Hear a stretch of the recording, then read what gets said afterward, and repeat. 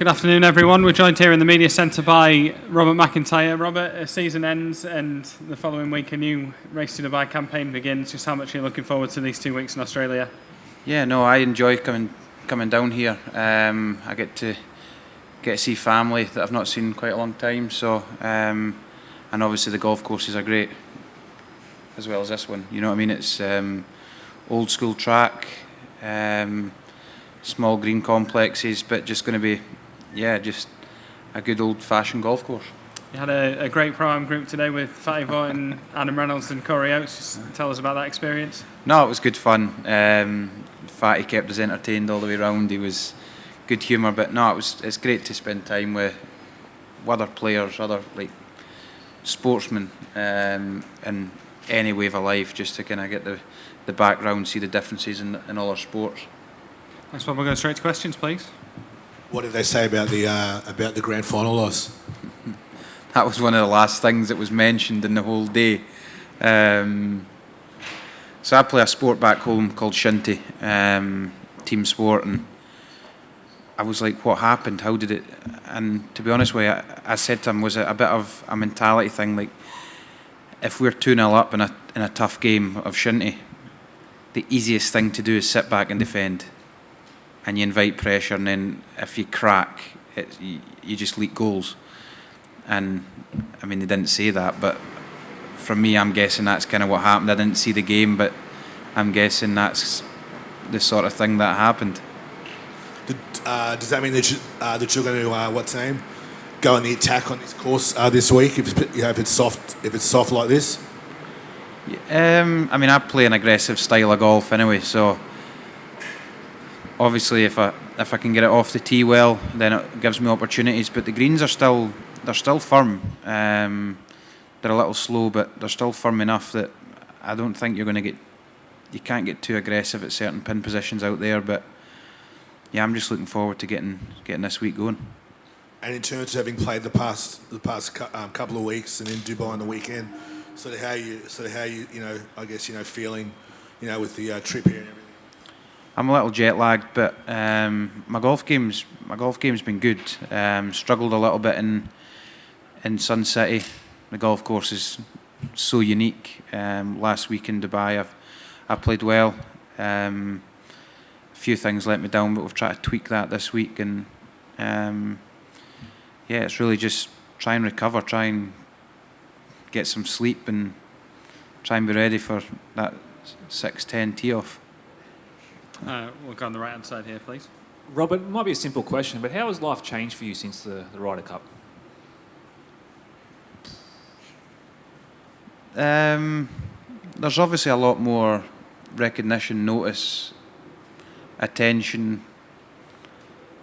Life itself hasn't changed, but things that I do in my life might have changed a little bit of how I do things. Likes of finishing Dubai there on Sunday, and normally I would go up to the clubhouse and with family and friends and go in for a couple of drinks and chill out. But this year I didn't do it because I'm like, I can't. I feel like there would be too much. I couldn't go there for a couple of drinks and chill out. It's kind of, there'd be too much attention on me, and I don't really enjoy that outside of performing in golf. The attention can be on me when I'm playing golf, but when I leave the golf course and I'm away from being a professional golfer, I want to just live my normal life. Is it going to take time to adjust to that, do you think, or is it something that you're going to process pretty quickly? No, I'm all right with it. I've spoken to enough people. There's been enough people around me the last 8 weeks since the Ryder Cup kind of thing, and I spoke to the top guys. I mean, Rory, for example, he can't even go for his shopping without getting pestered. So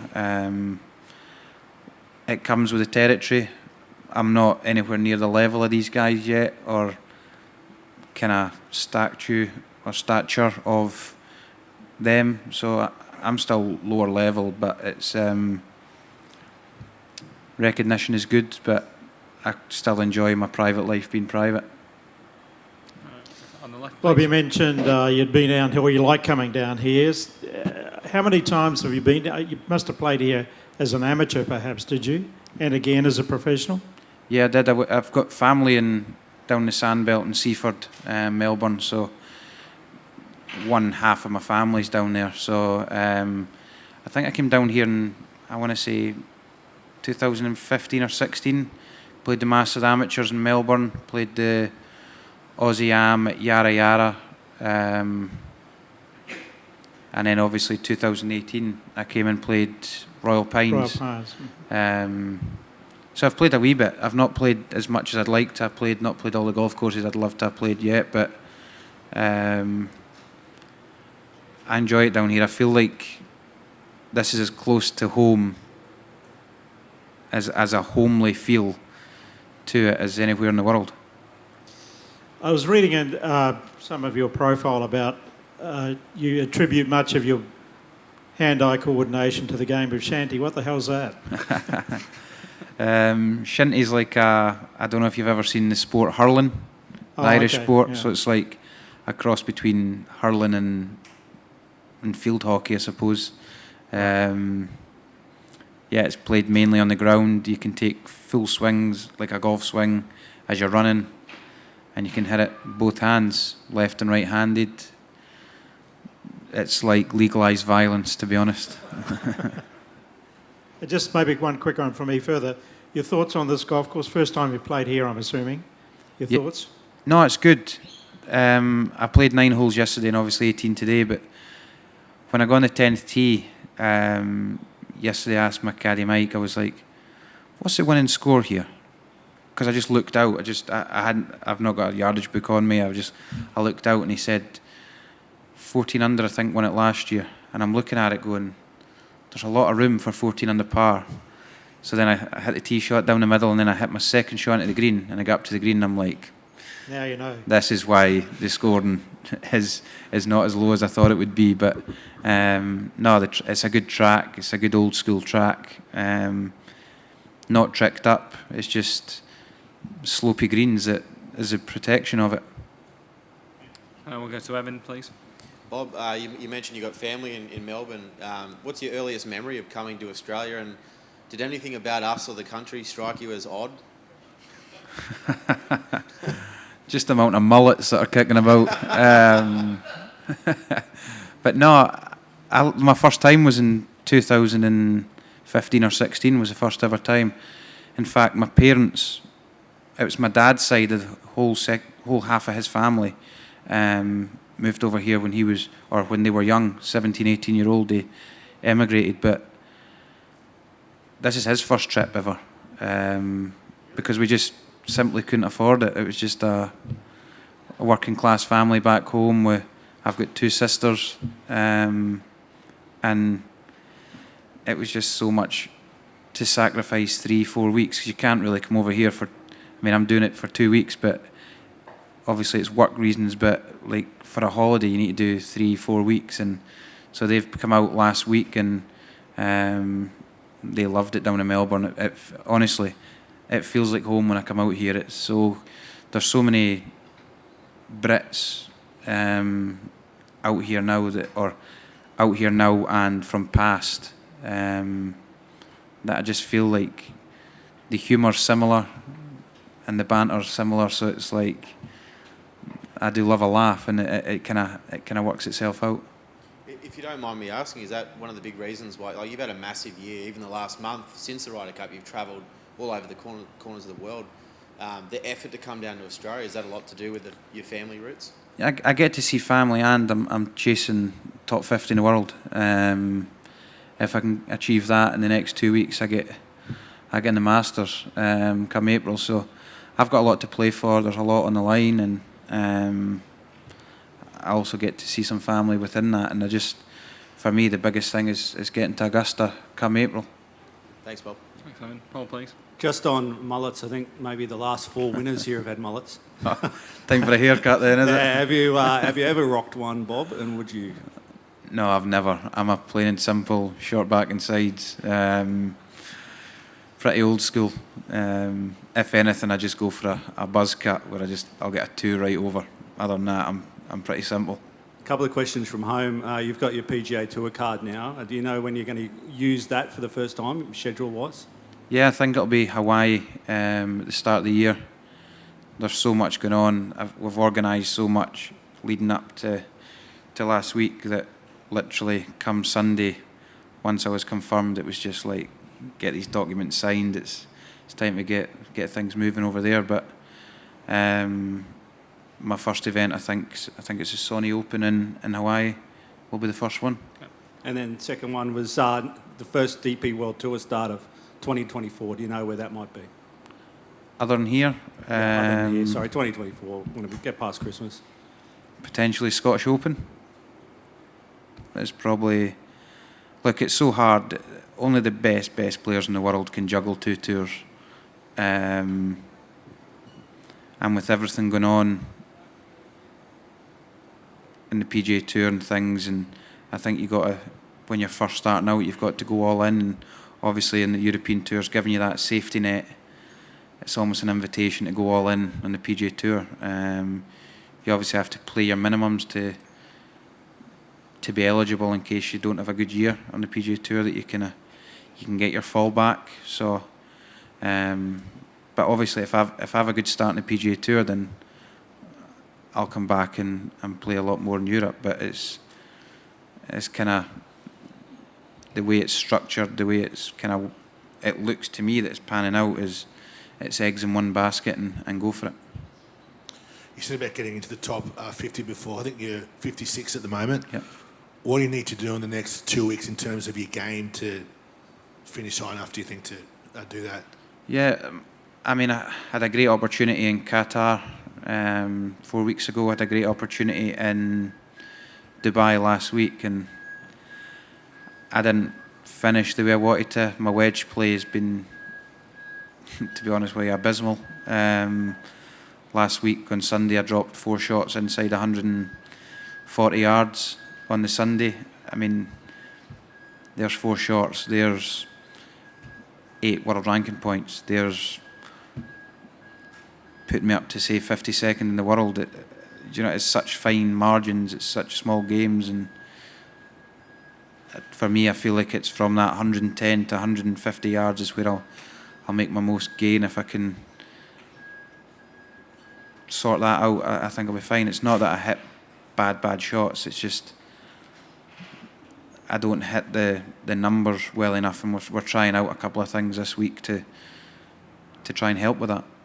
Would you like the sort of pressure of knowing that you have to do it in the next 2 weeks? Will that lift you? For me, it's plain and simple. Win a golf tournament. It's no. I think if I win this week, it'll be very close. I'm not sure. I've not seen what the world ranking points are going to be, but I'm sure it's. I mean, it should be more than 10. It should be, I'm guessing, 14, 15 with the new structure. 14, 15 with the new structure, which isn't much, but it would be enough to get across that line. Come back to Evan, please. Given we're a direct flight from Honolulu, will you hang around after the Australian Open for a month and look at mullets for? No, it's. I'll fly home Sunday night after Sydney. Back home, there's so much going on. It seems like your head's spinning a little bit. Yeah, I imagine you're in the States quite soon, renting and getting ready for Sony. Yeah, so I've actually just not signed my life away, but signed my first rental property in the US. When I started playing professional golf, I knew I was decent. I knew I was at a certain level. I dreamed of playing certain events, winning certain events. Did I believe it was going to happen? Nah. If I'm being honest, I didn't. It's just a dream. You dream as a kid, and things have started happening, and it's been incredible. But it's moving fast. I'm 27-year-old. I'm not that young anymore, but it is moving fast, and I like home comforts. I've got my whole family, friends are from my hometown. I've not really got anyone outside of that, and yeah, me and my girlfriend will move to Orlando in January and try and work things out and kind of wing it as much. Maybe hit the theme parks as well. I'm sure we will. I'm sure my nieces will come over and we'll go to the water parks. On the left, please. Mate, can I just ask you, on the tournaments and the tours you've played, what's stacked against a left-hander and even little things, and what favour right-handers on tours? It's one of the reasons I want to go back to Augusta, because I feel like the odds are stacked with you more than against you. Majority of golf courses I feel are designed by ex-right-handed golfers. So the way the shapes of greens are almost the opposite of Augusta. The way the greens are shaped for approach shots is normally it goes short right to long left with a trouble on the left. Where a pull shot for a righty goes longer, you catch the back edge of the green, whereas a left-hander, if I hit it left, it's short, it's in the water. So there's a lot of stuff, different golf courses. It depends on, for me, it sometimes depends on the designer of what golf courses suit me, and so be it. You just got to buck up and get on with it. So you've seen, obviously, your Mickelsons and your Mike Weirs win at Augusta, whether on TV or whatever, so you do fancy Augusta suits the lefties? Oh, 100%. I've played it twice now. I finished something like 12th and 25th. And I see it. I see it in my eyes. It's a dream. That's one of my life goals, was to play the Ryder Cup and win the Ryder Cup. I achieved that. I've got another few goals, but one of them is win a green jacket, and I think I can do it. People around me think I can do it, and the hardest part's getting there. Once you get there, you've got every chance of doing it, and yeah, it'd be a lifelong dream. Great. Thanks everyone. Bob, thanks for your time. Have Cheers. a great week. Thank you.